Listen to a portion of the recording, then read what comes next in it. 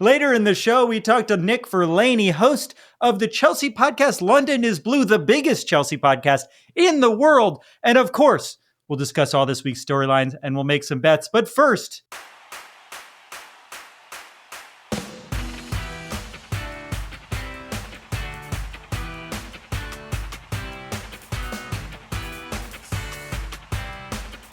hello and welcome to Happy Foot, Sad Foot, your LAFC gateway drug and the only LAFC podcast actively trying to bribe FIFA. I'm Travis Helwig. I'm Vince LaRosa. And I'm Darren Miller. Welcome to our FIFA Club World Cup preview episode. LAFC's first match is versus Chelsea on Monday, June 16th at 12 p.m., when everyone plays soccer, at Mercedes-Benz Stadium in Atlanta, where everyone plays soccer. You can watch it on DAZN, I guess it's supposed to be called. Nailed it. DAZN, D-A-Z-N, where everyone watches soccer. And our live post-game call-in show will start 10 minutes after the final whistle in some form at youtube.com/@HappyFootSadFoot.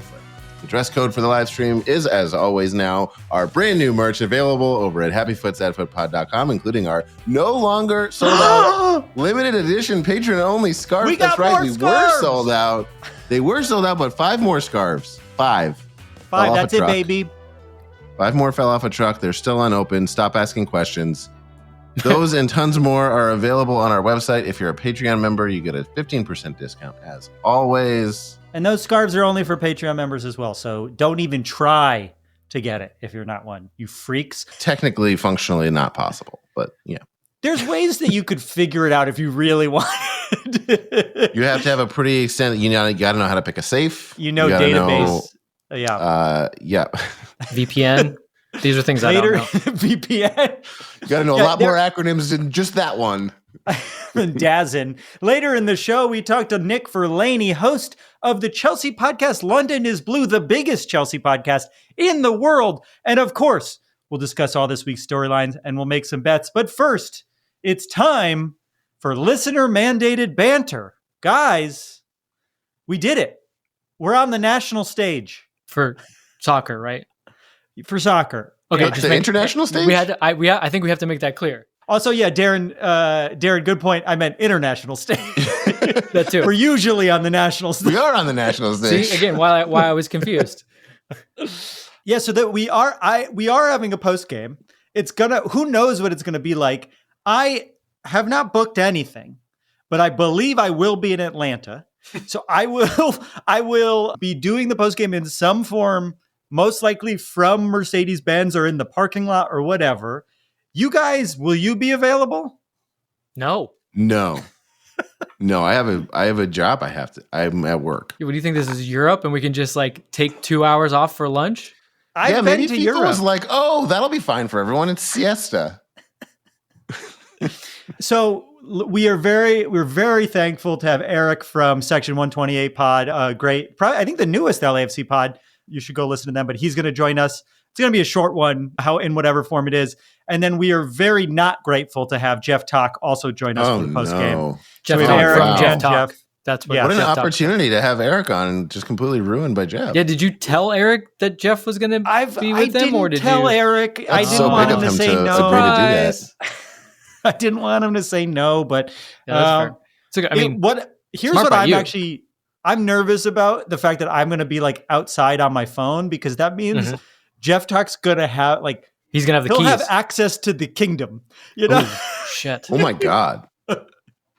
So Darren, while you're at work, if you don't mind, kind of quietly looking in the background. Yeah. Oh, I'll have to do some security. Is there some kind of back door you can put in just in case we need to? What if he locks the front door and we need to get back into our system? True. Yeah. Again, Someone break into his VPNs. house. These are all things that I've only heard about. He doesn't seem that smart. Don't antagonize him. Shit. He seems really smart. It would be hacky if he did it because everyone's expecting it. Yeah, spite what and people Dole aren't Whips. expecting? Be careful. Him doing a good job. Yeah, no one will ever expect it. So they'll be just taking over our podcast from then on, I suppose. Yeah, sure. Eric is smarter. Well, Eric and Vince are equal level smart, but I would say on a whole, Section 128 is full of smarter people than us. But Jeff really is going to be the mean will be back at what we are, I would say. Okay, great. Is there a difference between mean and average? I I want to say I don't think so, but I know our audience, and there's way too many smart people. We're gonna be like, actually, three guys that as soon as they were like, hey, guess what? You don't have to take math anymore in school. We're like, thank God, fuck you guys, we're done. They're like, but you could take more if you want. Can we do words? I do remember in college when they were like, you have to take a math class, but they were like, but you can take logic. I was like, great. That's just like words with math. Actually, I did that and then remember getting there and being like, you fucking tricked me. This is bullshit. This is not words. This is like adding up words somehow that equal something. This is algebra again. You've recreated algebra in a different way. It was funny, like halfway through the logic semester being like, wait a second. For this whole time, it was just like art equals life. And now suddenly you want me to divide art from life? What the fuck are you talking about? That was the first like half of it was like, okay, this is okay. I remember that class. That was one of the only classes in college where I came closest to failing. I literally stayed up all night for the final in the library and studied without sleeping a single minute and went straight to the test and got like 2 points over what I needed to pass. Because it's called logic and it's literally the most illogical thing. Like you think, I honestly like. You're wrong. Like that's not true. I'm not even lying to you, Darren. I don't know how You're the problem, not logic. Yeah, how many classes it took me to show up and be like, I don't understand why I can't just show up. Like, and they're like, what do you mean? I'm like, I have logic. I don't need this. So like, no, logic is a specific thing. And I'm like, I don't understand what you're saying. This is what's funny is like, if you've never taken a logic class, this all sounds like nonsense. But it really was like how to craft an argument at first, right? Like it starts with like, here's like the nature of an argument, but then you get to say the word syllogism, which is fun. Yeah. Yeah. Tautology. But then like at some point, they do turn it into math and you're like, this doesn't track. Like we're no longer talking about arguments. What do you like? It is, I do think maybe it's made up. I think Vince might be right. It might be illogical. I think the proofs part is one of my favorite things I've ever done in all of school. And the rest of it is the exact opposite. It is crazy. Like the gulf between is nuts. Yeah. It's very much like there's order in the universe. Wow, this is crazy. According to that book. No, exactly. I felt the same way in like an Econ 101 class where I'm like, at some point halfway through, they're like, and this is how humans think. And you're like, what are you talking about? How dare you tell me that? Like, I left it being like supply and demand is cruelty. There were few. Oh, that doesn't seem. There were a few classes, but none more so that when I left the room of that classroom, I was like, I'm never going to fucking deal with any of this shit. So that's the post game. Yeah, so it's going to be something like that. It'll be some kind of logic based thing. Yeah.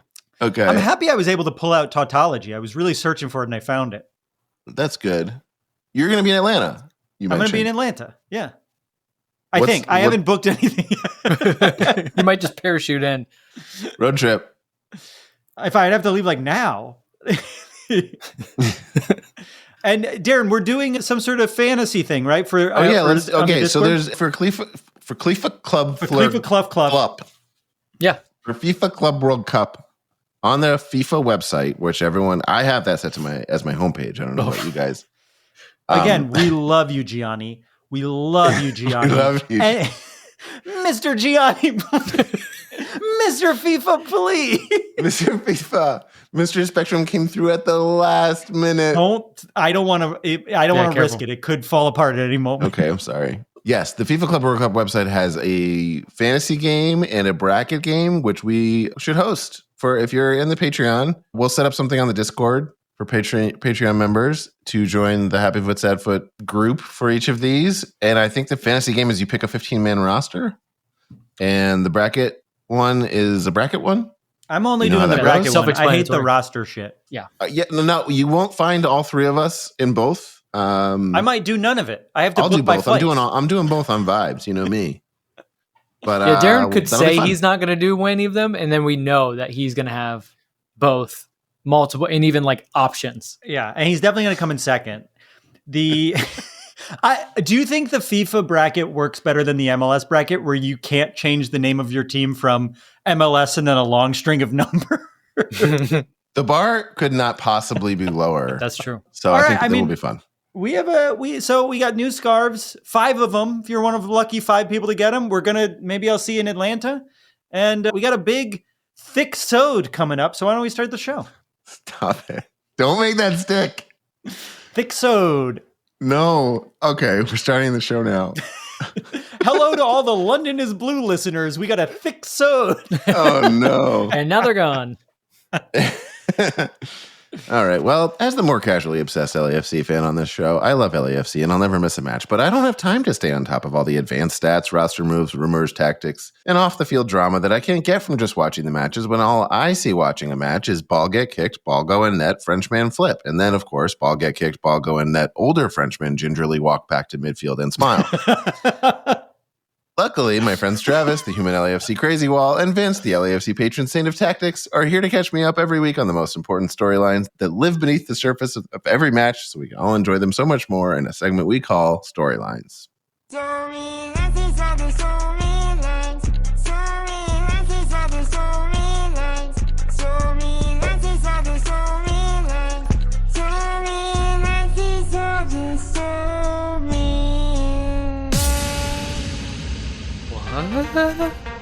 What's going on? Do you hear something? What is happening?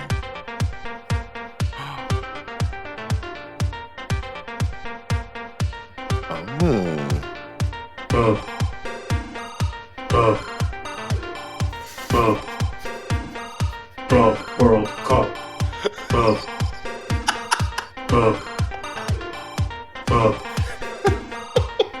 World Cup. Storylines. World Cup. Storylines. World Cup. Storylines. These are the motherfucking storylines. These are the motherfucking storylines. These are the motherfucking storylines. World Cup. Darren! Vince! Dince! I come to you on this Travis, Wednesday. This is the second recording in a row that I've cried on the broadcast for wildly different reasons. Oh, I'm realizing now we're only doing one preview for all of the matches. If we don't get out of the group, we'll never hear that sound again. I come to you. We'll find out from our listeners whether or not that's a good thing. That was the best one. I'm proud of that one. I mean, that was pretty incredible. It was actually pretty in my good. opinion. But at first I was like, what does it say? What is it? What is the words? And then when it all came together, you're like, of course. But of course. The first time you heard it was like, did he just say buh? That's what I thought too. I was like, he's not even saying words. He's just like. I will say that's also because Travis, if you listen closely, it's because I fucked up the recording. So I actually don't say the beginning of the word club. I come to you on this Wednesday of what is maybe the weirdest preview episodes in Happy Foot, Sad Foot history with this week's storylines, these group stage storylines. And the first storyline, I think, is an obvious one, and it's this. Are we the greatest football club on earth? Just to remind everyone what we're talking about, 2 weeks ago, LAFC won a playoff match for the final slot in the first ever FIFA Club World Cup, which our good friends at FIFA, a just and incorruptible organization, are trying to make the top club soccer prize on earth. This year's tournament, as we've said before, includes massive clubs like PSG, who just won the Champions League, Bayern Munich, Inter Milan, Man City, Boca, Juventus, Real Madrid, and of course, as always, the Seattle Sounders. And as we said last week, every group stage win is worth $2 million, the total prize win if we won Leagues Cup. If we win one group stage game, financially, it's the same as winning the entire Leagues Cup. For every draw, you get $1 million. So if we draw 2 of our group stage games, we also won Leagues Cup. Moving on to the round of 16, that's worth $7.5 million. And our group, draw-wise, is sort of middle of the pack. Our first match is this Monday against Chelsea. They finished 4th in the Premier League, which many people think is potentially a better league than Major League Soccer. That game will be in Atlanta, and I do think I'll be attending, although it is not official yet. I've put that in the notes.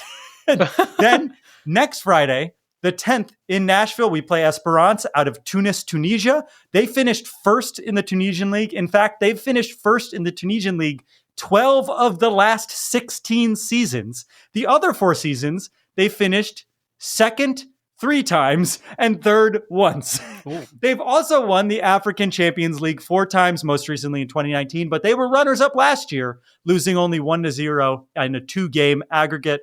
And then finally, that following Tuesday, we play in Orlando against Brazilian powerhouse Flamengo, a club that was founded in Rio in 1912 and has been so good for over 100 years that they have never once been relegated out of the top flight of Brazilian soccer. They are easily the most popular club in Brazil and have won more than any other, and have won the league more than any other club 6 times in the last 12 years. They won the Copa Libertadores 2000. I don't need to pick up. You guys know what I mean. Yeah. In 2022 and in 2019. Something I know you'll love, Darren, is that their mascot is a vulture.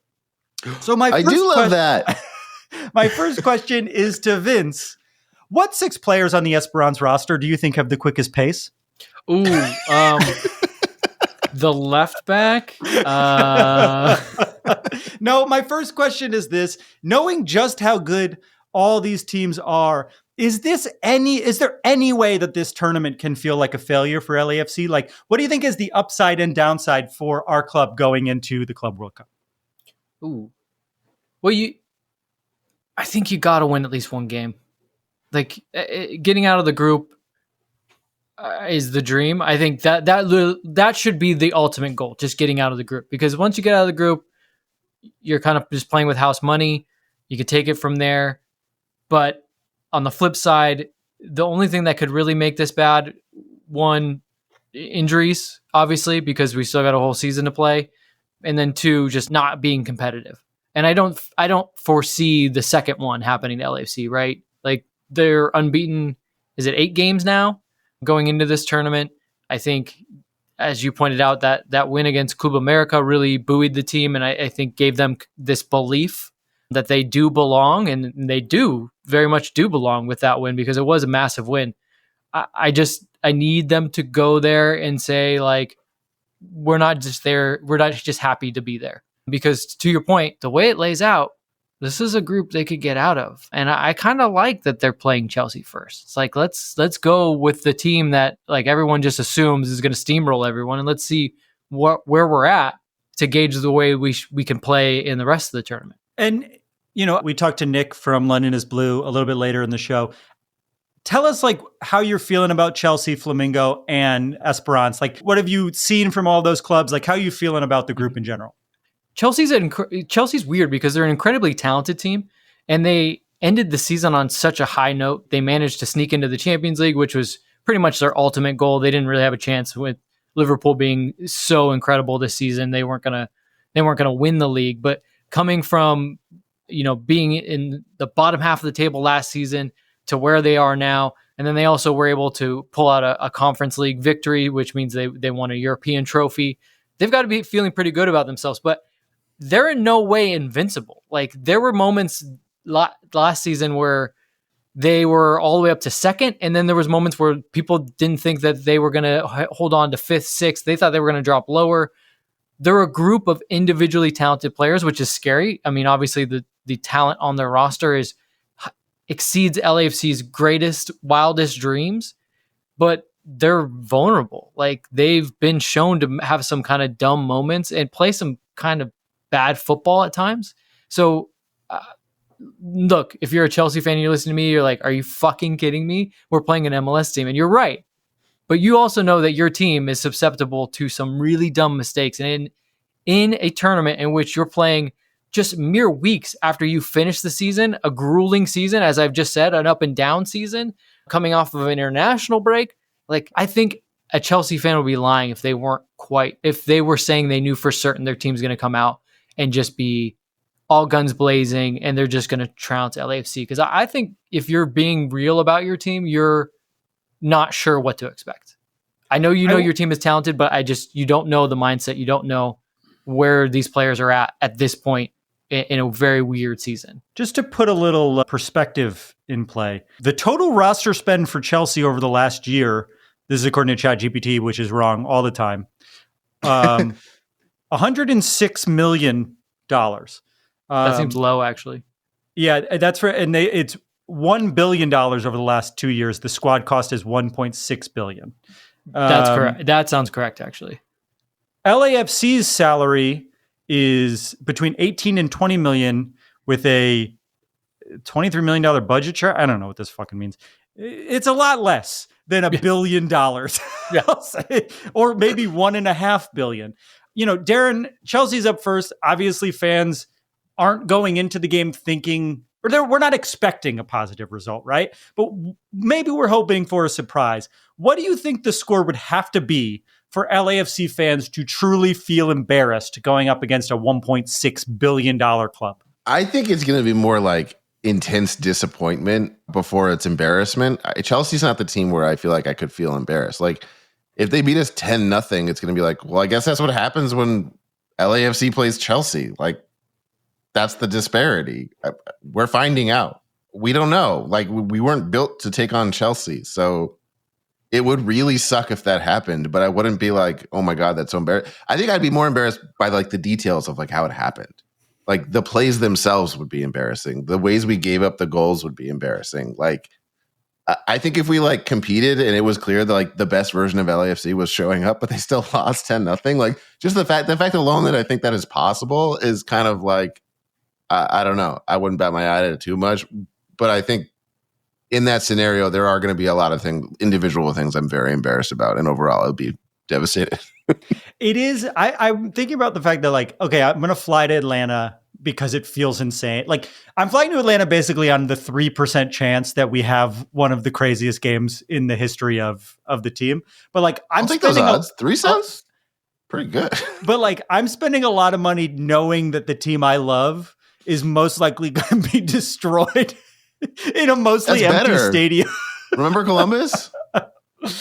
That's true. Maybe I'll get COVID again. I'm curious what you guys think like the expectations are for fans. Because I think it's so funny to me because this always happens, I guess, with any fan base, but it was like, who cares about Club World Cup? We don't want to be in there. It's a waste of our energy or it's a waste of our time. And now that we're there, I have a feeling those same people are going to be upset when we lose in the group stage, right? Like, what do you think the general? I think people are relatively level-headed about it, but there's still going to be people that are like, Dolo sucks when we lose to Chelsea, right? Like, what do you think the fan reaction is going to be? That's going to be fun to parse. I'm glad I'm not on that post game. I don't know. They shouldn't. I mean, Travis, you brought this point up after the Club America game, and obviously it was a win, so it was much easier. It went down much better with people. But the sport's not just about trophies, and that like when sadly, increasingly, it has just become about trophies, and fewer teams are winning trophies. Like, it seems to be the same teams all the time, and that's what makes it even less fun in a lot of ways. But like when I grew up and I started loving this sport, it was romantic to have like a minnow team just be excited to play against a big team.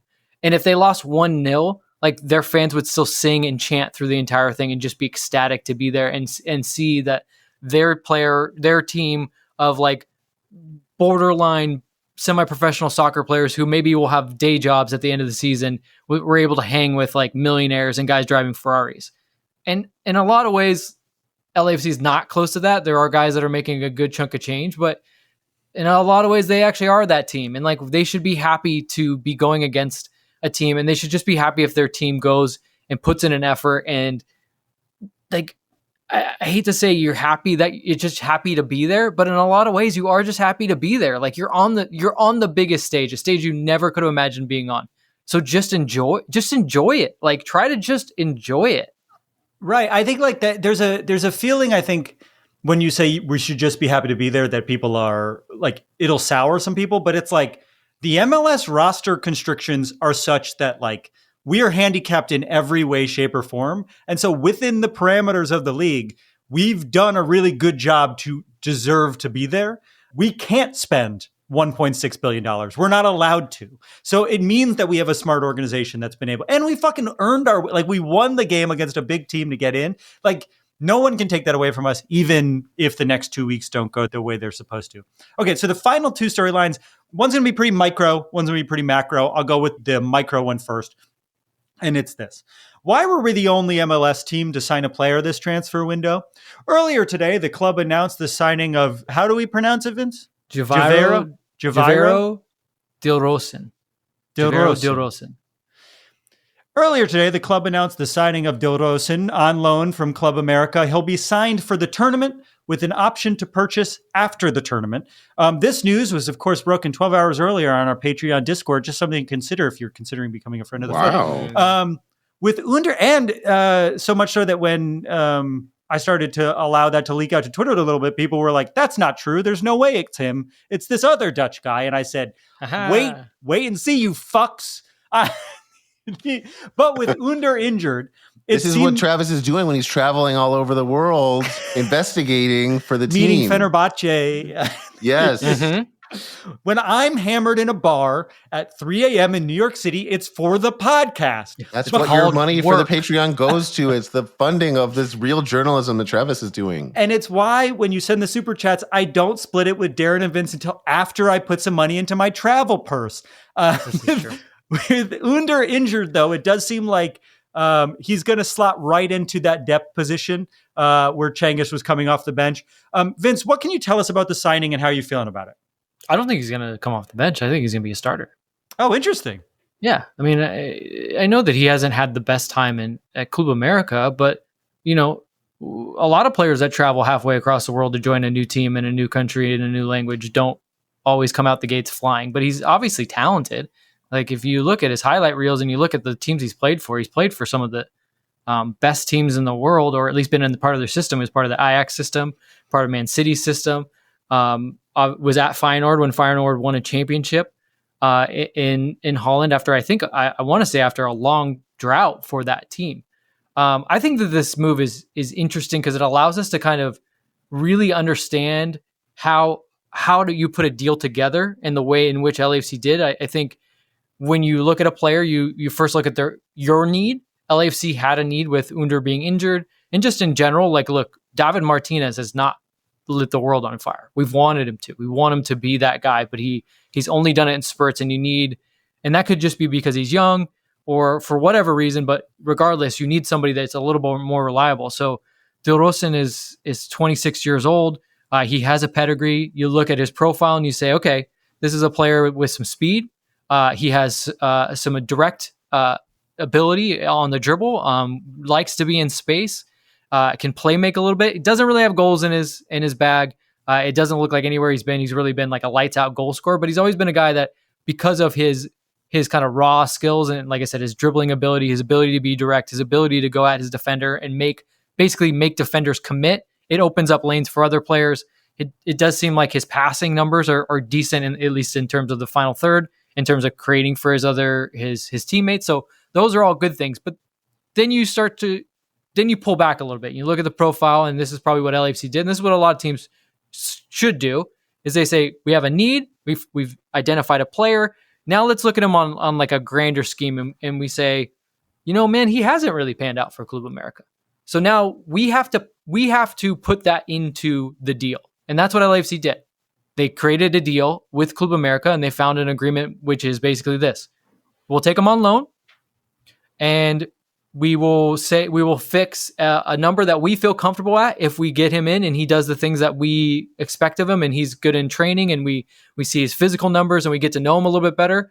But we're not committing to anything right now because this is a player that has been wildly inconsistent and has not had necessarily the best start to his career here in North America. And that is a smart move by LAFC. Like, LAFC looked at the profile, said it's a player we would pay for, but built into the deal is the risk. And the risk is we're not totally sure 100% he's the guy right now. Like, you bring in Bouanga, you're willing to pay a transfer fee up front. You say, we know this is the guy. Yes, there's still always a risk involved, but we're pretty sure that we can mitigate that and we'll get our monies back at least, but we think he's going to be a good player. Dilrosun, they've looked at it and said, we think he's a good player, But let's just in case, put it so that one, we can get out of it. And by the way, when we do get out of it, we get out of it when the window opens so that we can then bring in another designated player. And I think that this is really smart. And regardless of how he plays, I honestly do think he might be a starter. He's left-footed too. So really will fit the system. Now you think of two guys on either flank that can handle the ball and really make defenders commit. You're starting to ask a lot of questions of defenses where prior to this, you really had Denny, and then maybe David shows up, maybe Undur shows up for that game, right? So that's really what they're going for. But I like this a lot for the team, and then just the way we're able to now show you kind of how a team looks at a transfer and how they assess risk and how they build risk into an agreement. I think this is a really good, I guess, teachable moment for any LAFC fan that's wondering, like, I don't quite understand transfers. Why didn't, like, because a lot of fans right now are being like, this is a stupid move. Really? This is a try before you buy move. And I'll add this. One of the things that people are saying it's stupid because in the press release, they said he's coming in as a designated player. I will tell you that is not LAFC's choice per se. It is in the terms of if they buy him, yes, he'll be a designated player. But what MLS does is say, you don't get a free trial here. You don't get to say, oh, well, we might not buy him, so he shouldn't take up a DP slot. Because in that reasoning, what they could do is say, well, we've got 3 guys. They're all on loan. Yes, if we bought 3 of them, we'll have 6 DPs because we already had 3 DPs.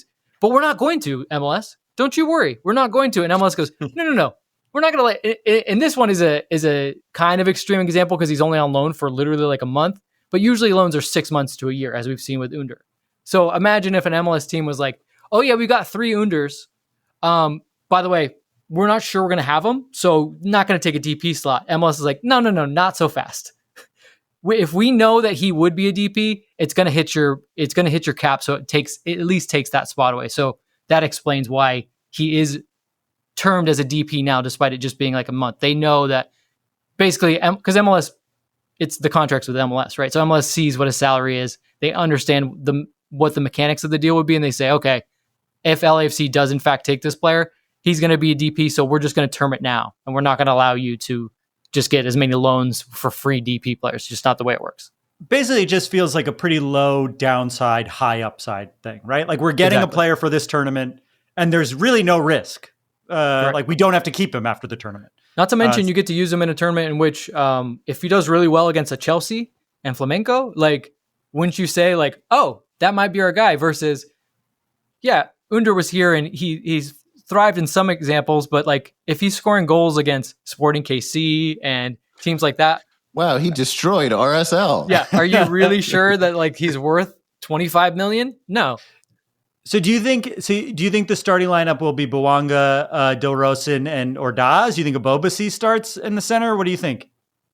Well, Ordaz was on international duty, so I guess it depends on how he comes back from international duty and what kind of shape he's in. But I think that Abobasi probably starts just to kind of give Nathan a little bit of a break from what's going on. And not to say that Nathan won't start the game after that. Incredible assist from Nathan Ordaz. Great assist. Yeah, not to say Nathan won't start the game after that, and not to say that Abobasi is in any way come in and seize that spot. But I just think with the congestion and everything going on, yeah, I could see Bouanga, Abobasi, Dilrosun front 3. Assuming everything went through with Dilrosun, he's been able to be at training and he's been able to get some reps with the guys. Like he plays in a position where we're like, they're going to say like, hey, press a little bit. And then when you get on the ball, like go at your marker, make shit happen. Darren, Dilrosun played alongside Brian Rodriguez. Do you think he's the new B-Rod of LAFC? I will never say that again about another player. No, my actual question is like, how are you feeling about the roster in general going into the Club World Cup? Do you wish we signed anyone at any other position? Like, where do you think we're weakest right now?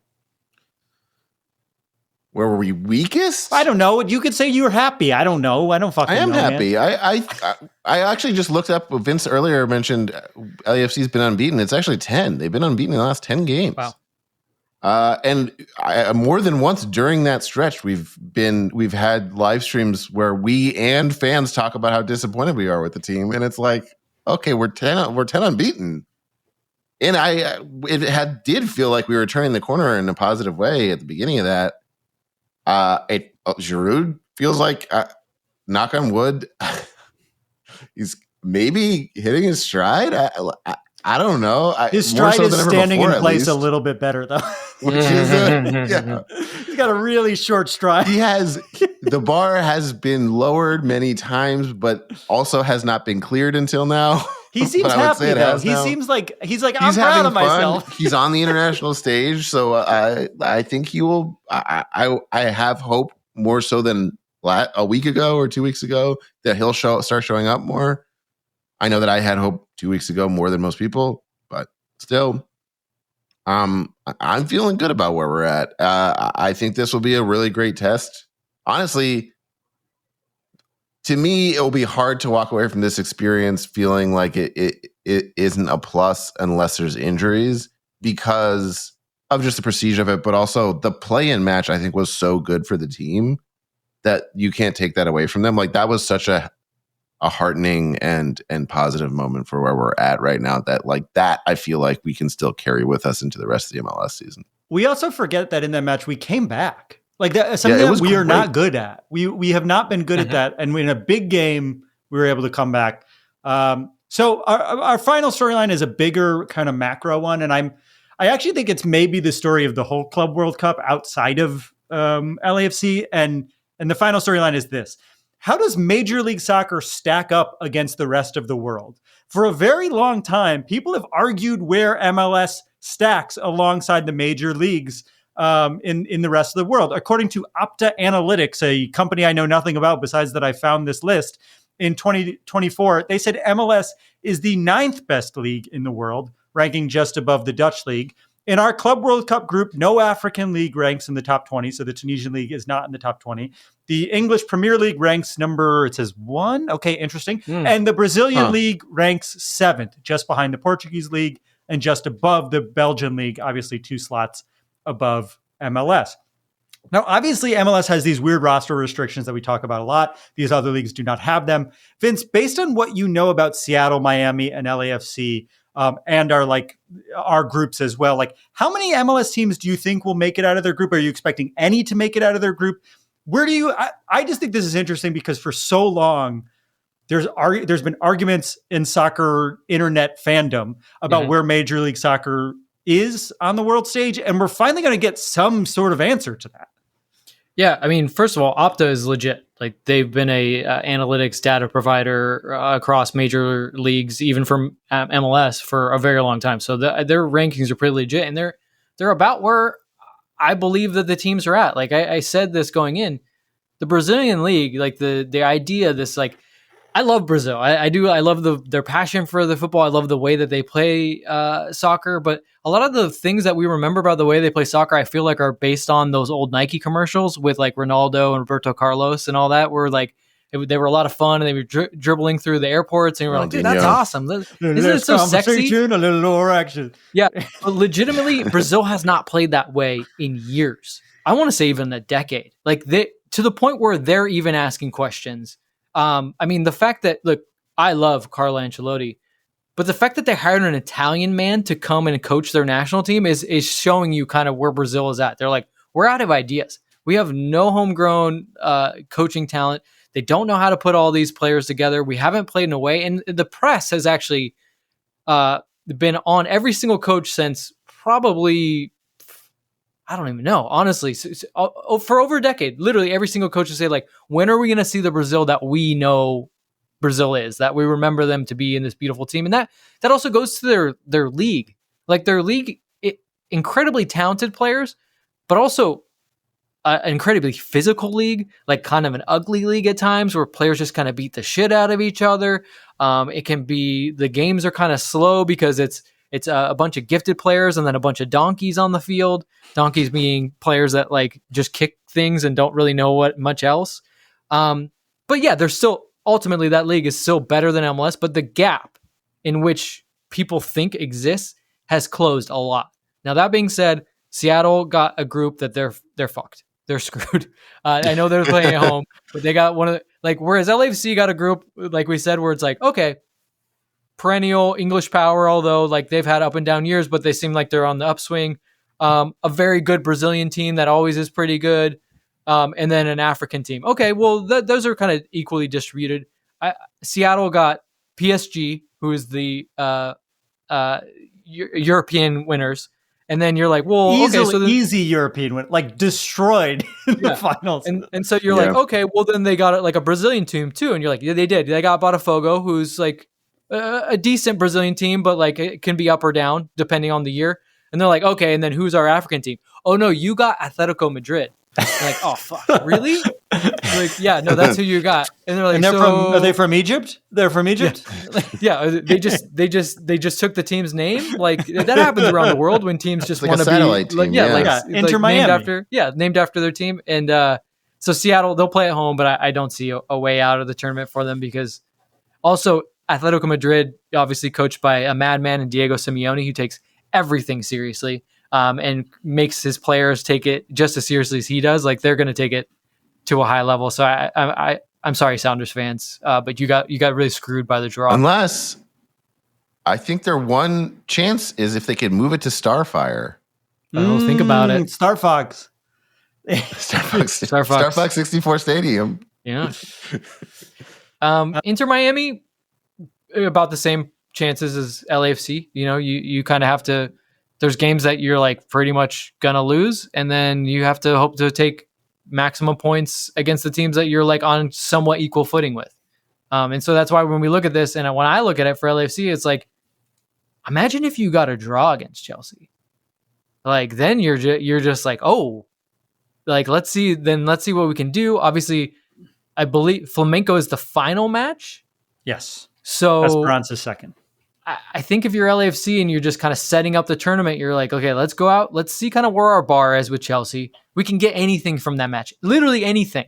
A moral victory. We'll feel pretty good about it. Then we need the full points against Tunis. No offense to the former African champion, but like LAFC should take the points against them. And then Flamenco, you just circle that game and go, this is going to be the tournament for us. We're going to have to probably get a result here. Yeah. Drama. Yeah, we're going to have to get a result here. But you believe, in the same way you believed against Club America, that it's going to be a difficult game, but that it's not an impossible game. Mm-hmm. Darren, do we know what the tiebreakers are? No, I haven't looked it up. I mean, I'm sure if it's probably the same as the World Cup, right? Yeah, it's probably starts with goal differential, and then head to head. Darren, there's been rumors of terrible ticket sales plaguing the tournament.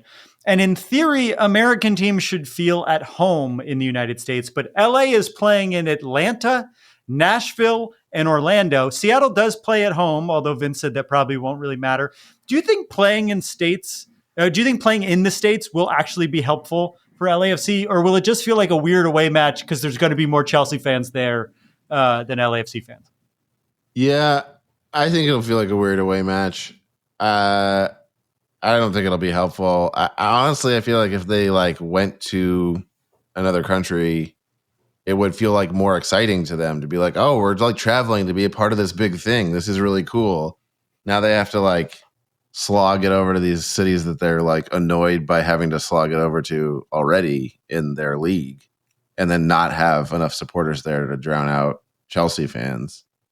So yeah, I'm not a big fan of how that British fans aren't. I mean, I know American Chelsea fans are going to be very intense because they're excited to see their club, but they don't. The 30-52 is going to be loud, right? I'm excited for other teams to see how good LAFC fans are as well. That's really my biggest thing that I'm hoping to get out of this is just growth for like what LAFC is about, and like more people to respect LAFC just as a concept. Final question: ever been to Tunisia? Oh, of course. Yes. I go there. I summer in Tunisia. Yeah. Where? Beautiful. Tunis. Oh, Tunis. Classic. Great. And what's your second favorite city? Yeah, I was going to say, if you wanted to go to a different place while you're there, where would you go? Please hold. That's our storylines for the Club World Cup. Really big fan of Gabe's or Gabes or Gabe's. Seuss. You gotta go to Gabe's. My buddy Gabe. Yeah. My buddy Gabe. Yeah. You know what? It's really nice to just take a load off in El Kef. Yeah. If you're there, that's the place. I mean, if you're going there, you let me know. I'll Darren, don't give your secrets. Now all of a sudden, there's places that are going to be packed when you go there. I'll email you. I got a big list. Yeah. I you have like a Google pins that you've put everywhere. When we come back, we talk to Nick Verlaney from the biggest Chelsea podcast, London is Blue.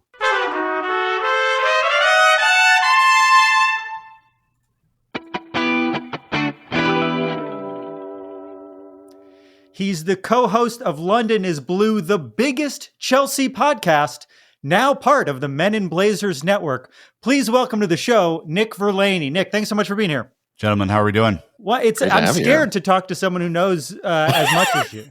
We're like down here in our little rat cage where no one's really paying attention. And you're up in the big leagues. It's proportional to the matchup. That's fair. Yeah, 3-on-1. You guys got this. Come on. Yeah, right. We're more prepared than but you're more talented, right? Like, it means more to us than it does to you. This is working great so far. Yeah. Yeah. First off, if anyone wants to find your show, how can they do that? How can they follow you personally? Everywhere. So all your major podcast platforms, just London is Blue podcast, at London Blue Pod on the socials. We're doing a lot with YouTube right now, so it just whatever platform of choice you're on, just go to that and we'll be there. So my first question, I think, is an obvious one, and it is, what does Chelsea fear most about Major League Soccer powerhouse LAFC? Right now, I think we fear getting injured in training. We're good at that. It's a pretty semi-serious point, actually, because we just got done with a massive end of the season that was extremely, I think, difficult to kind of make it through healthy.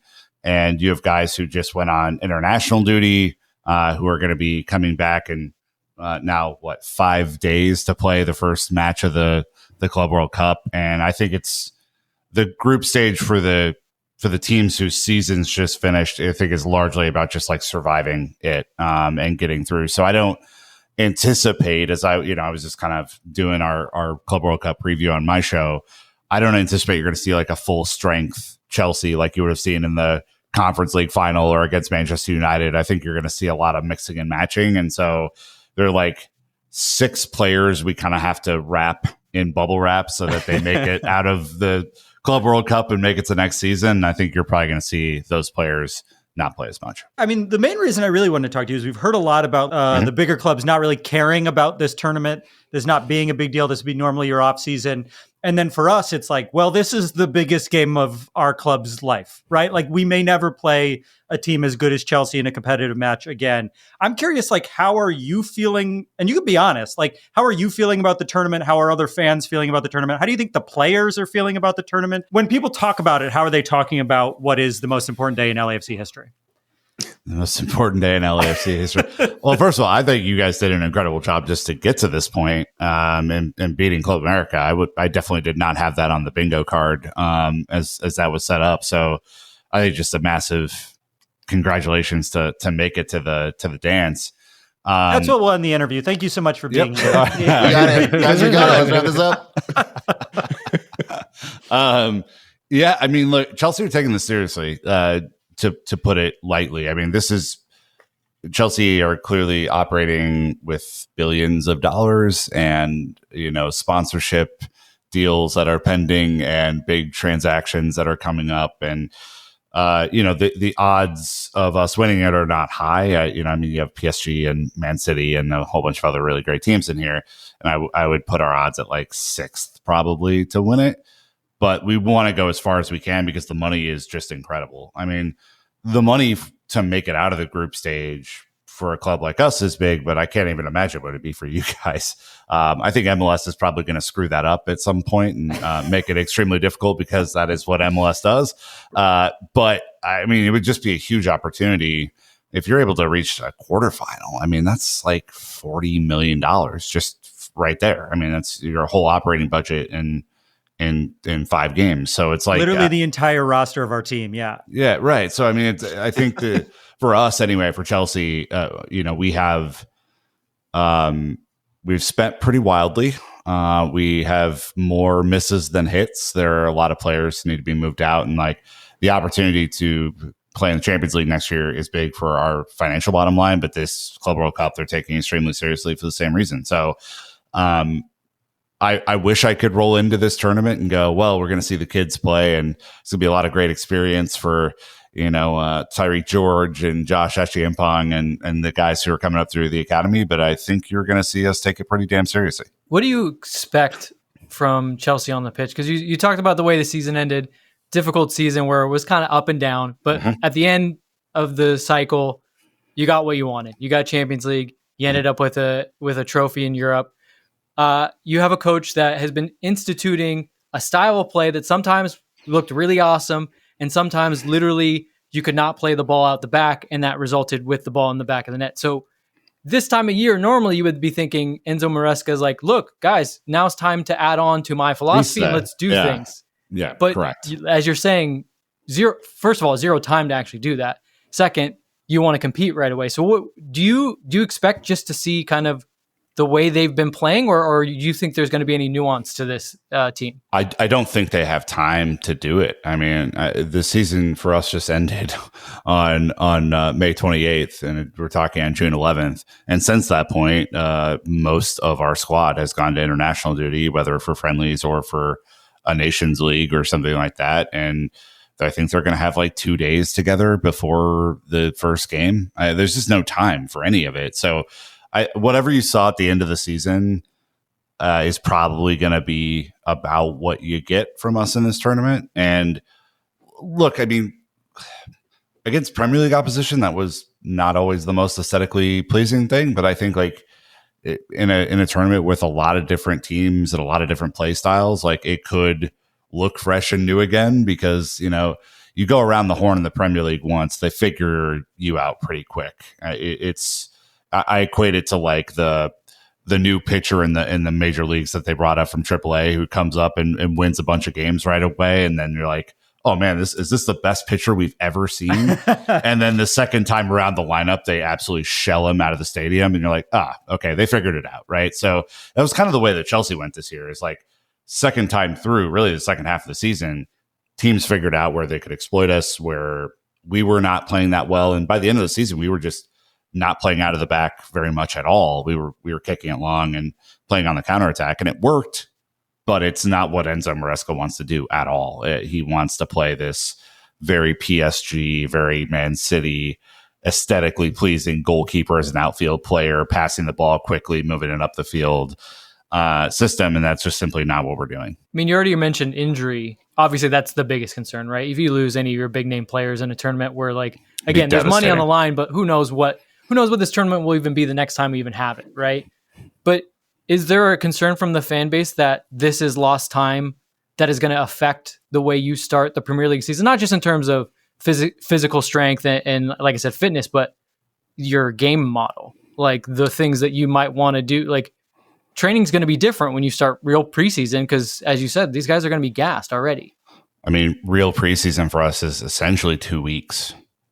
Whereas typically, Chelsea have been over here the last 3 summers doing a month of preseason, right? I mean, that's really the difference. I mean, there are people who look at this tournament as like a continuation from last season. I look at it as the start of this season, basically. I think you kind of have to frame it up in that way, because as of today, we're like 2 months away from the Premier League season starting. Like that's how short of a time this is. And somewhere in there, so if Chelsea finish first and win the tournament, they have 2 weeks from the end of the tournament to the start of the Premier League. And at some point, the players get their mandated rest, right? They have to rest. I think they get 30 some odd days a year where they don't have to report to team activities.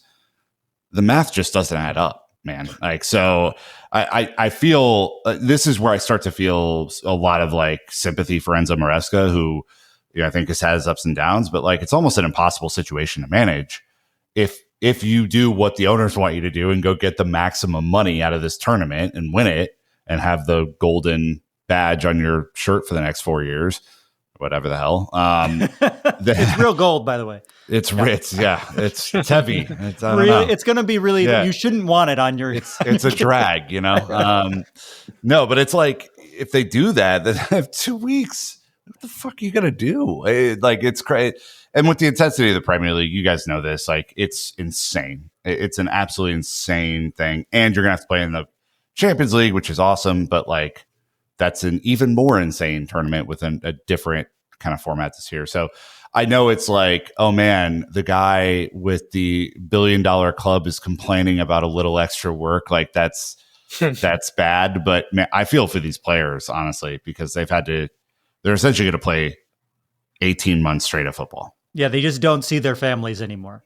No, international break, wave at them from the hotel window. That's basically it. There was a lot of conversation over here about the special transfer window and that period of time, because LAFC is the only team that did anything. We got one player on loan.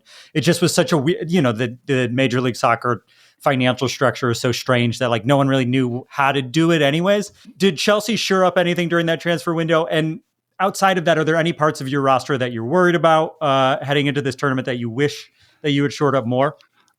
Yeah.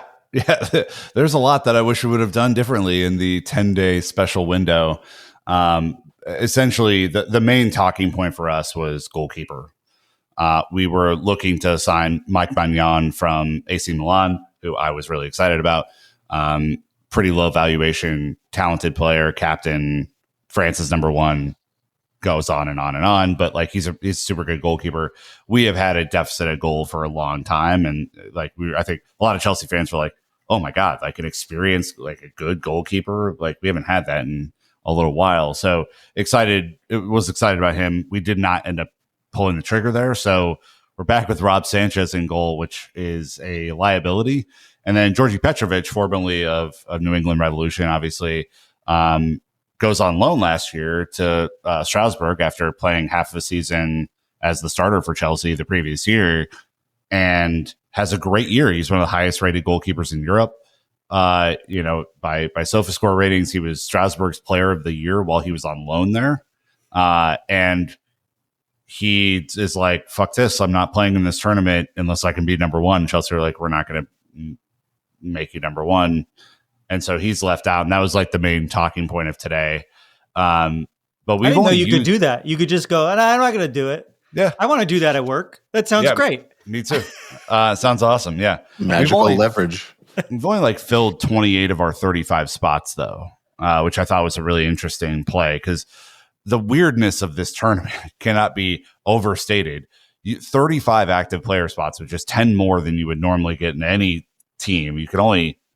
You can only. I was going to say, I think we only 16. Have 8 players on our team. I don't think we have more than 8. So that sounds really good. 8 is going to be a problem. Is that FIFA's way of trying to throw teams a bone to be don't worry about congestion and roster rotation. Yeah. We'll give you 10 more spots. Throw that should be enough, body out there. As if there's any coach in the world that's a squad of 35. Yeah, we can make this work. Cool. Yeah. More people complaining to me about lack of playing time. Yeah, amazing. You just don't know their names. Yeah. You have a second team that literally is not dressing. No, seriously. That's the thing. You can, if you sign 2 players, because the European transfer window opens back up on the 16th, the day that we play. If we signed a player or 2 players on the 16th, they could technically be added to the squad for the game against Flamengo on Friday. It's nuts. So the whole thing is bonkers, but we've only filled 28 of 35 spots. So I think there's going to be a fair amount of rotation. I would anticipate that most teams of the group stage are not throwing their A team at it all the time.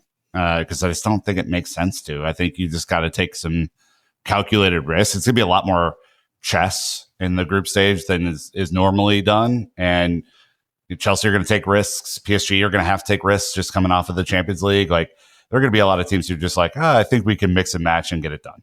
And if we end up losing you guys, just know we were also rotating. That's also what was happening. You guys did a massive amount of rotation. It was, you felt bad for us. We just don't want, you're coming to America, you're coming to our home, Georgia. Georgia. It is funny. I know Seattle's playing at home, but it's Well, it doesn't. I'd almost rather play in fucking Europe. Like, there's going to be more Chelsea fans than LAFC. Why are we why are we going to I'm going to Atlanta to see LAFC play. That's fucking stupid. Yeah, just fly the extra 3,000 miles and go to a European game. Yeah. Yeah, exactly. It would be better. It's a better trip. Well, I know you're going to be in Atlanta as well. If any LAFC fans want to stop by one of your hangouts, where are you guys hanging out? Yeah, so the day of the game, we're going to be at Stats Brew Pub, which is just like a fairly short walk to the stadium. There was, it's kind of like one of those modern things where there's kind of like the excitement area around the stadium, and you can go to different bars and pubs and stuff like that. But we're partnered up with Michelob Ultra this summer through Men in Blazers to throw some parties, Michelob Ultra, to drink a bunch of free ultras and go to the game and have some fun. So you boys should stop by and we should have some fun with it, because why not? It's a made up tournament. We don't know what the hell is going to happen, and we play each other, and I think it's pretty cool that you guys made it. And there was talk that it was going to be moved to LA last minute. Oh, really? Which I was like, that would have been bonkers. We would have had to redo our flights and everything. But if you guys are coming to Atlanta, let's party. Yeah, that would be a lot of fun. And any of our listeners, if you want to stop by, let's hang out there before or after. Remind us once again where we could find you.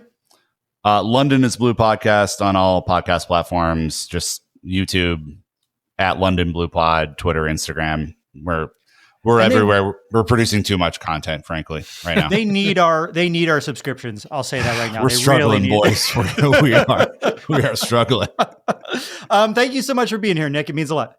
Yeah, good luck, guys. Appreciate it. When we come back, we're going to make some bets.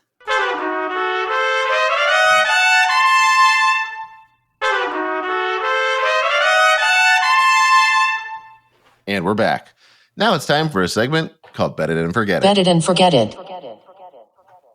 Did you guys notice at the end of that interview I said we're going to make some bets very weirdly? I thought you said it like more casually than normal. Yeah, it wasn't in the normal cadence that I use, and I feel insecure. No, it was a different one. I was like, make some bets. You were trying something. I thought it was more casual. It was more like it was like, we've got a guest in the house. Let's be cool. Yeah, I think you were worried like maybe he doesn't like betting. Maybe he has a gambling problem. Oh, that's true. It felt to me like when you're with someone you're trying to impress and you embarrass yourself even harder trying to impress. It was like a very like Michael Cera in every single movie he's in. Yeah. Can you believe how cool and normal we are? Yeah. Major League Soccer's real and it's important. My girlfriend lives in England. All right, keep going with the intro. Sorry, okay. I just wanted every week we end the show with a bet for this week's game. In this case, this week's FIFA Club World Cup. Yeah, how are we making these bets? We'll just do it for the whole group stage. Yeah, let's do it for the whole group stage. Okay. We make an outlandish prediction, something that almost definitely will not happen, but could, like us winning. Each week, we all put up $5. If no one hits, the money rolls over to the next week. And eventually, by the time someone's weird prediction comes true, like LAFC winning a match in the Club World Cup, they might win a good chunk of change.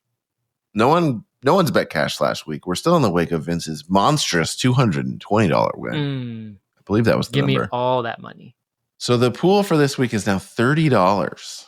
Ooh, I have a bet I don't that even play for less than 200. Yeah, that's what you give to the dealer. Yeah. Boys, are these blinds? What are we doing? I have a bet that I'm very confident in. Oh. And it's this. We will get more points from the Chelsea match than we will from the Tunis match. Whoa.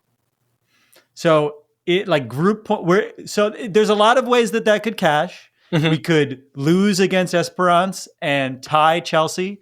We could tie Esperance and beat Chelsea, but it's outlandish and it could happen. Yeah. So we will get more points for. It's possible that we have the best game of our lives against Chelsea and then completely collapse against the team we should beat. Yeah. So just something. I think that's a fun bet. Sure, and I'm confident. It is a fun bet. I'm having fun. Nick, if you're listening, we love you a lot. Yeah, thanks for being here, man.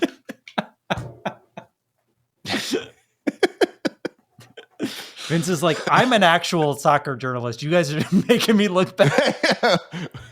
There's a good, if you want to start pointing this out, if you're watching, there's a solid "what have I done" moment from Vince every episode. No. I actually think it's a legit funny anybody that's like, I know what's going to happen in this tournament, and this is how it's going to go down. I'm like, oh, really? The tournament that they never played before in an unprecedented schedule in which teams are literally coming back from international duty and are like, should we play? I don't know. Oh, not to mention that like the United States is a horrible place to be right now, and all these players are from foreign countries in which they're worried that like something bad could happen to them. Sure, tell me what's going to happen. Did you see that fucking ICE is going to be security in Miami? Yeah, see? What just keeps getting better, right? Like maybe we will have more fans. I don't know. Yeah. Maybe they should take the World Cup not back. Against Chelsea. We certainly won't have more fans. The whitest fucking fans on the planet. Wear a lot of sunscreen, guys. That's all my recommendation for anyone coming from England. I have a bet that I believe, yes, I have a bet that could still cash if Travis's cashes. Okay. And we'll have to split the $30. Yeah. Plus, of course, the YouTube's cut. Yeah. YouTube's not involved with this, but we like, it feels good to give them. We tithe. And that is that LAFC will advance from the group stage as the number 1 team. Wow. I love that bet. Wow. They will rank number 1 in the group. And Chelsea will eat it. Or Chelsea will play great, just not good enough. Not as good as us. Not LA great, you know? I would love that because I really don't want to play Bayern Munich in the first round. No, it's not Bayern. Yeah. I'm trying to think because you guys took like pretty outlandish ones. Okay. Fuck you. You're the one that's like, the gap isn't that far. It's not. It's really not. That's why I don't know. Like, so like, Vince, your hustle's going great so far. No, this is a bet that I don't know because like it's a group stage, so it could be something very weird. But Danny Bouanga will be the leading scorer of our group. Love that. But it could be like 3-2. Yeah. It could be like 3 goals to 2. But I mean, I think most people would imagine like a Cole Palmer or somebody like that is going to be the leading scorer. Could we say Chelsea could take the shit out of the Tunis team like 7-0, and that would really dent Danny Bouanga's chances here. But can we say it doesn't cash if it's tied? He has to be the sole. Yeah, okay. Sole. Yeah. Okay, yeah, I like that. Yeah, we're only talking about $30. Okay. All right. Those are fun bets, guys. We get to play. We got bets, baby. Crazy teams in the next 2 weeks. This is wild. I'm so excited for this. Yeah, and I hope to see you guys at some of the post games. Yeah, I mean, we'll see if it fits into my schedule of having a normal job like a normal human. I did get asked. A lot of normal people, obviously. I got asked don't to have those same job hours or jobs at all. I got asked to do a work meeting on like Monday, and someone was like, "Well, why are you in Atlanta?" And I was like, I don't want to tell you. Don't ask. Like, no, I can't be there. I have to fly to watch a game at noon against a team we're going to lose. Well, we shall see. Guys, we're doing it. Our theme music is done by the insane team of just in case we can never hear it again. Wait, they did this song? Yeah, no. This is AI. But just in case we never play get to them hear this song? I should heard this song. See what they think? Do you guys like the club remix? Our theme music is done by the insane team of James Valentine, Nate Walcott, and Louis Palmer. You can subscribe to our YouTube at youtube.com/@happyfootsadfoot. If you want to become a friend of the foot, go over to patreon.com/happyfootsadfoot, where you could get one of our 5 scarves that we have.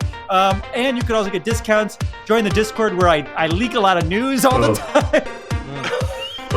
And if you can't afford the $5 a month and you want to help us out, just consider reviewing or subscribing. Any support goes a long way to getting the show, whatever you know. I'll see ya in Atlanta, baby. I love you. Bye. Storylines. I love you. Bye. Storylines. Club World Cup. Storylines. These Club are the World Cup. motherfucking storylines. Club These are the World Cup. motherfucking storylines. Club These are the World Cup. motherfucking storylines. Club World Cup. The last It's one also a gets me. remix of the remix, which I like too. Yeah. Yeah. I love you. Bye. Bye. I love you. Bye. Vince, come I on. set You the broke bar the really seal. high. Yeah. Bro. Yeah. No, that, I mean, Only I'm when not the mad. city's in dramatic need of love. Yeah.